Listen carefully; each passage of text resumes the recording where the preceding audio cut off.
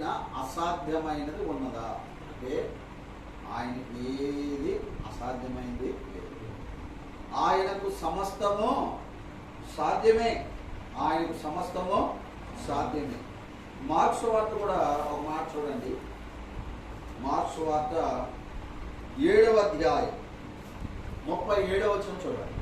Marks వార్త 7వ అధ్యాయము 37వ వచనంలో ఈయన సమస్తమును బాగుగా చేస్తున్నాడు. ఏం చేశారంట? సమస్తము. ఆ మాట పట్టుకోవాలి. యెహోవాకు అసాధ్యమైంది ఏమీ కూడా లేదు. ఎక్కడేం చదువుతున్నాం? ఈయన సమస్తము కూడా బాగుగా చేసి దేవుడు సమస్తము సాధ్యము చేయగలిగిన సమర్థుడు. అందుకే అబ్రహాము నమ్ముకున్న దేవుడు గొప్పవాడు, శక్తిమంతుడు. ఆయనకు అసాధ్యమైనది ఏమీ లేదు. కాబట్టి అబ్రహాము అన్ని విషయములలో ఏం చేయబడ్డాడు? ఆశీర్వదించబడ్డాడు. మనము మన కుటుంబాలు కూడా ఏం చేయబడాలి? అన్ని విషయాల్లో ఆశీర్వదించబడాలని దేవుడు ఇష్టపడుతున్నాడు. ఆది కాండానికి మరొక పేరేంటో తెలుసా? కుటుంబాల గ్రంథం.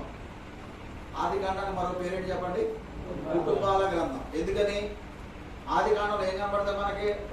కుటుంబాలే కుటుంబాలే కుటుంబాలే. ఏమండి? ఆదా మొదలుకొని యోసేపు వరకు ఈ ఆది కాండం మొత్తం ఆఖరి అధ్యాయం వరకు కూడా గమనిస్తే కొన్ని కుటుంబాలు ప్రత్యేకంగా కనబడతాయి. దేవుని దృష్టిలో కుటుంబం అనేది చాలా విలువైంది. ఎందుకని? ఆ కుటుంబాన్ని కట్టిన వాడు ఎవరు? దేవుడు. కాబట్టి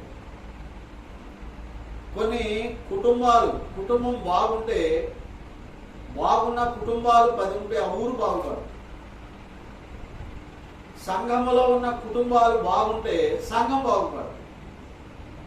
సంఘానికైనా గ్రామంకైనా బాగుపడాలంటే ముఖ్యమైన చెప్పండి కుటుంబము. కుటుంబం బాగుంటే ఊరు బాగుంటుంది. కుటుంబాలు బాగుంటే సంఘం కూడా బాగుంటుంది. కాబట్టి కుటుంబాలు బాగుండాలి. ముందు